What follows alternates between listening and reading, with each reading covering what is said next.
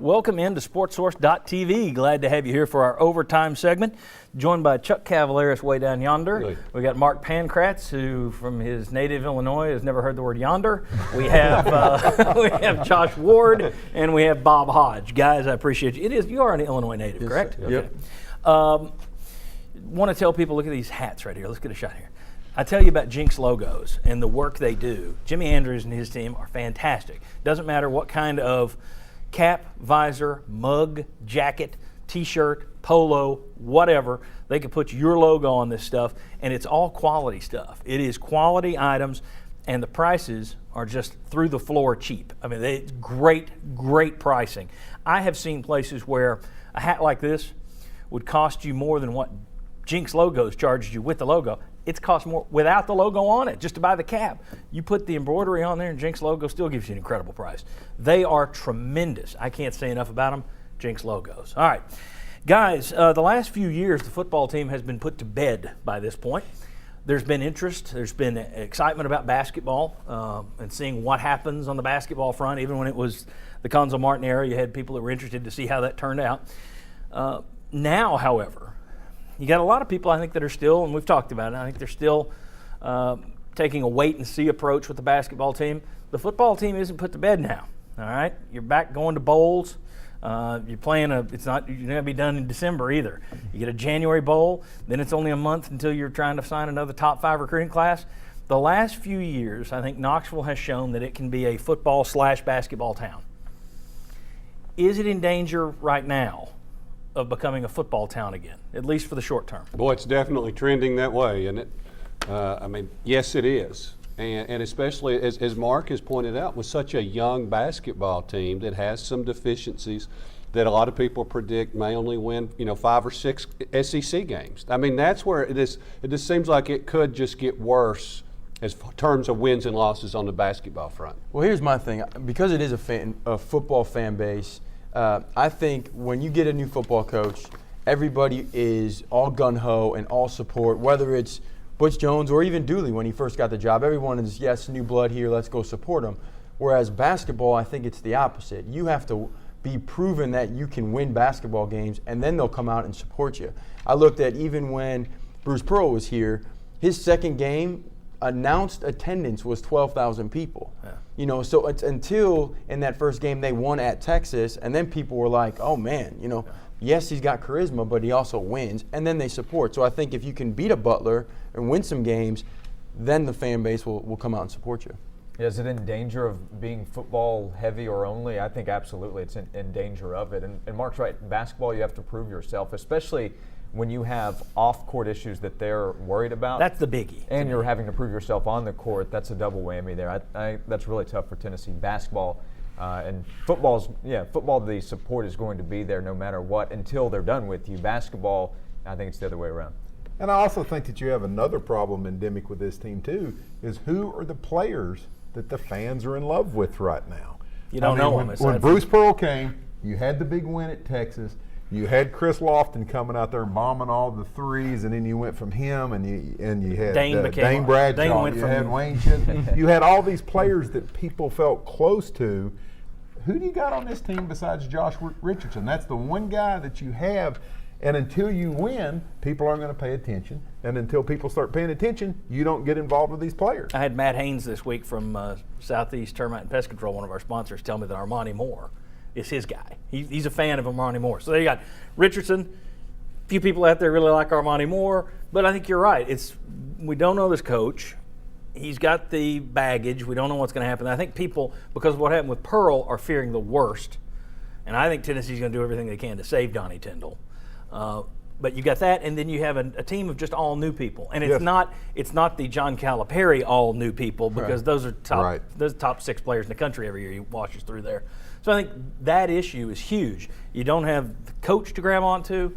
You have a coach that you don't trust to grab onto yet, and you have players that you really don't know to grab onto. I think that is an issue. This week, ESPN released their most watched cities list, and Knoxville ranked up there in terms of watching college football. It was a top 10 city in America. Now, 8 of those 10 or 9 of those 10, all in Southeastern Conference states, basically. So I think it's just a football region. In terms of being on a staff, Mark, down here with Bruce Pearl and with Gonzo Martin, how difficult was it from a recruiting standpoint? You've told me once before, and it was a great point, that top athletes, you look football, top 300 players in the country, 90% of them are from the SEC's footprint. Mm-hmm. That is not the case in football because the best athletes, it's a football region, they play football, not basketball. Yeah. Was it an issue in terms of recruiting that you had to look at and overcome that kind of a mentality that this is a football region? Well, I think it is part of it, and a lot of coaches, they like that too. Basketball coaches like being at a football school because, like you mentioned, if they don't get happy with you or they're mad at you, they push you out right away. Whereas if you're at a football school, then you kind of hide in the weeds a little bit. As far as the recruiting piece, I do think it's tougher. You get more of why is SEC struggle. We've hit on it at times before. Is because they're all just really good athletes for the most part. You don't have the high skill guys, the shooters, the point guards, those skill position guys. So it is tougher to recruit because a lot of those guys are just brought up in football, and at a young age they're playing pee wee football rather than basketball. If this team starts winning, and again they got Butler today, they upset Kansas State, which is a good program, named program. I don't think a lot of people picked them to beat Kansas State last week. If they upset Butler or somehow beat North Carolina State on the road, which is going to be tough.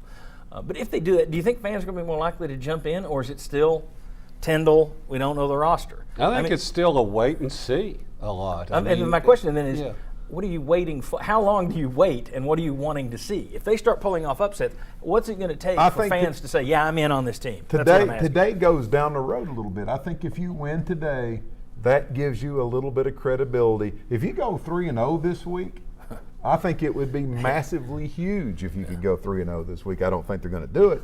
But if they did, I think that gets you a little bit farther down the road of people starting to buy in with your team.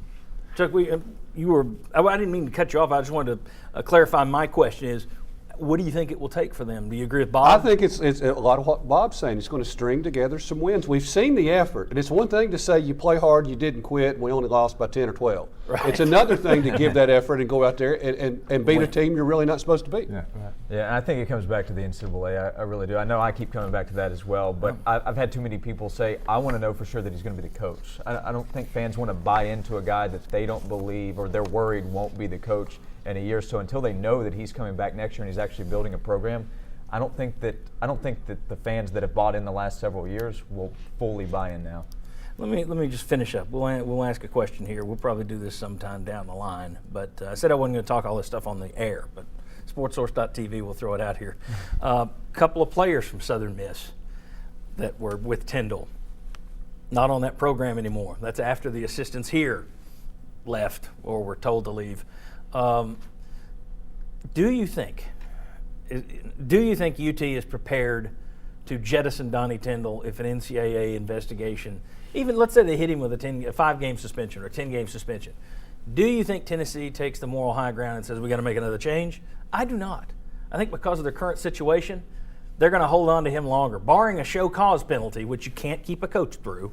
Barring that, I think he stays. So I think a lot of this worry and fear that he's going to be blown up, I may be wrong, but I think a lot of it's overblown because I think they're going to try like everything to keep him because Dave Hart doesn't want to go through this again because he may be the next one to go.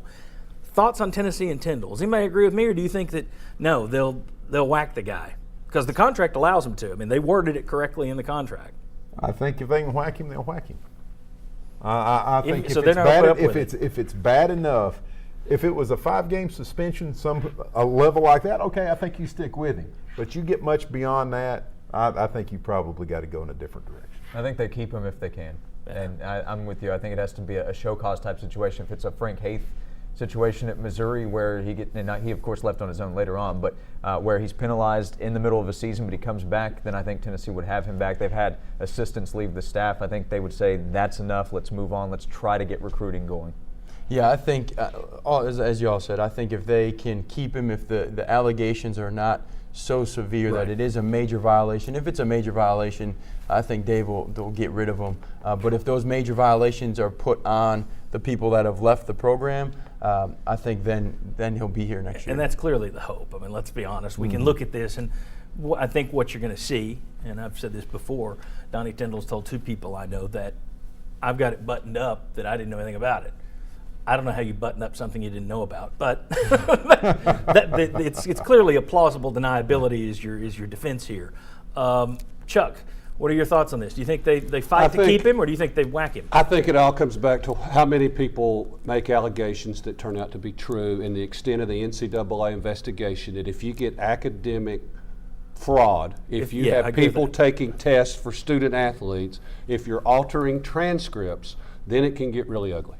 Well, if there's anything like if it is academic, maybe it's like North Carolina where it goes for 3 years and they still haven't even talked about it. I mean, but that's a whole other thing. That is a whole other thing. I agree with you, though. If the way they smacked Penn State around for the actions of a coach, if there's any team that deserves to be smacked around, it's North Carolina, and yet nothing yet. You know who doesn't want this to just continue on with the NCAA is Butch Jones. He's trying to build a program and recruit at a higher level. He doesn't want the NCAA to have a reason to be around campus. No football coach would. That's a good point. All right. Thanks to all these guys. Thanks to you. Thanks to all of our sponsors. We'll see you for our Christmas extravaganza next Sunday, 11 a.m. It's our most fun show of the year because it's our meanest show of the year. Join us for our Christmas show next Sunday on Channel 6 at 11 a.m. Thank you very much. See you next week.